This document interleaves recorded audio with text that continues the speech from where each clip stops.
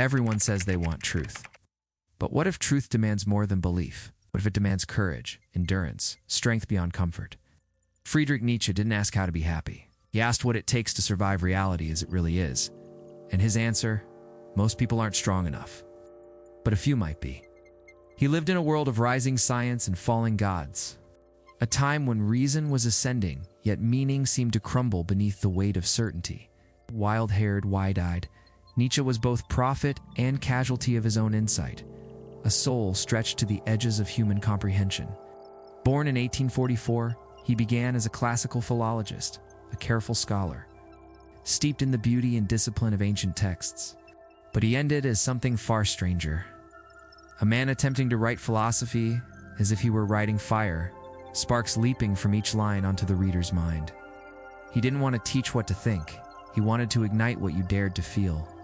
He wanted to shatter the illusions that lull us into comfort and compel us to confront the raw, unmediated reality of existence. His core question: how do you live when the soft cushions of belief, the comforting myths, the gentle lies we tell ourselves, all are stripped away, leaving only the stark, unvarnished world? And when you are left standing in that emptiness, what strength can carry you forward? Rule 1. Face what hurts. Pain isn't an enemy. Pain is a doorway, a threshold through which the soul either shrinks or grows.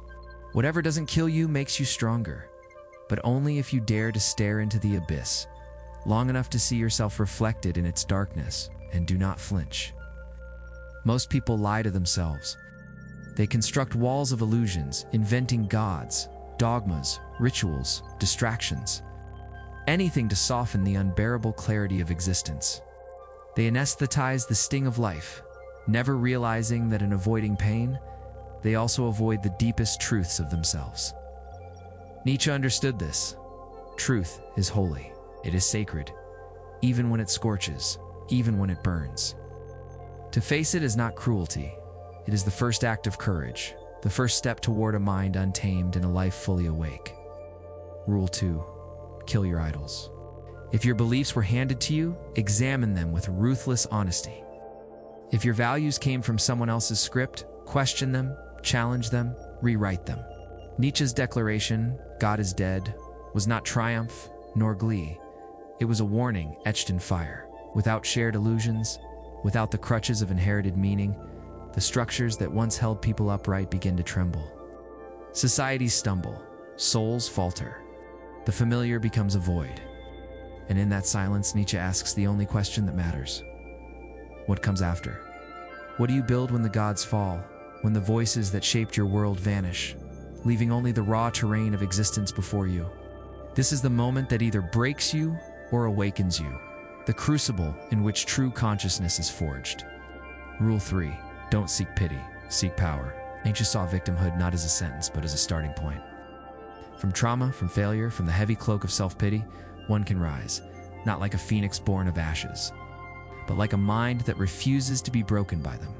True power, he insisted, is never about bending others to your will. It is the quiet, relentless mastery of yourself, your fears, your doubts, your shadows. It is standing in the storm of your own soul and refusing to be swept away. It is the courage to face your own darkness and say, "I am the one who shapes the light that follows." In this kind of power, there is no arrogance, only freedom. Only the unshakable knowledge that no external blow can truly unseat the one who has conquered themselves. Rule 4. Say yes to life, even its cruelty, its chaos, its absurdity, its moments that leave you breathless with despair. This is Amor Fati, the love of fate. Not passive resignation, not quiet endurance, but an active, fierce embrace of reality as it is, in all its jagged, luminous totality. Every heartbreak that cuts open the heart, every scar etched into your skin and soul, every shadow that stretches across your mind. Say yes to the worst parts, the pain, the doubt, the despair, and you do not merely survive, you become unbreakable. You become a soul that dances in the storm, a mind that sees beauty in the chaos, a being who no longer flees from life but meets it fully, even in its darkness. To say yes is to transform suffering into strength, wounds into wisdom, and the harshness of existence into a forge for courage. Rule 5. Create your values. Don't inherit morality. Don't accept a script written by others. Invent it. Shape it. Make it yours. Nietzsche's Bermensch is not a tyrant, not a dictator of others' lives.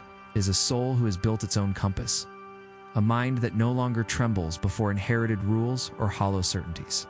A being who walks alone, not from isolation, not from disdain for others, but from the quiet authority of self-possession. No longer seeking permission to exist fully, to speak freely, to love boldly, to think dangerously. It is the courage to live as if every choice, every act, every thought is authored by you alone. A life fully claimed, fully owned, fully real.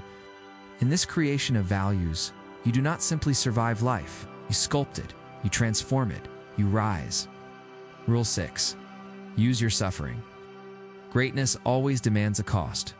Art, philosophy, strength, joy, none of it is born in comfort. None of it blooms in the safety of the familiar. You must have chaos in your soul to give birth to a dancing star. Suffering is not merely an obstacle. It is the raw material, the forge in which your spirit is tempered. The wound that still aches, the loss that still echoes, the betrayal that still burns. These are not chains. They're the coals that ignite your fire. They're the shadows that sculpt your depth. What if your deepest wound, the scar you tried to hide, the pain you begged to vanish, is also your greatest power? What if embracing it fully, naming it, carrying it consciously, is the very act that transforms vulnerability into strength, suffering into art, and chaos into creation? Rule 7. Live dangerously, not recklessly, courageously, not for thrills, but for awakening. Don't hide behind routine. Don't dull your senses with distraction. Don't anesthetize your fears. Step closer to the edge, not to fall, but to witness life in its rawest, most unforgiving clarity. Lean into the unknown. Stand where comfort dissolves and certainty falters, because clarity does not dwell in safety.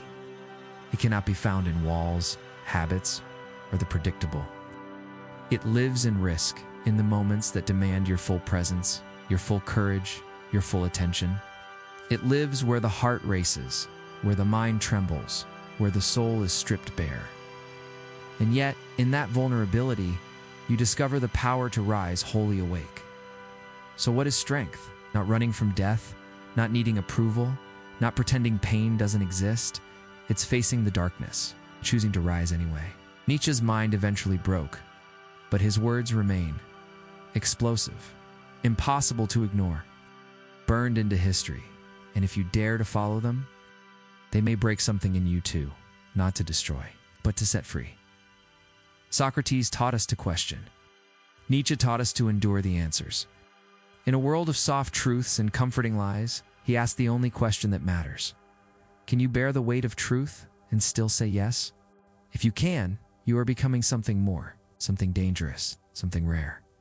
Not just a thinker, but a force. That is the power of a strong mind. It's the beginning of freedom.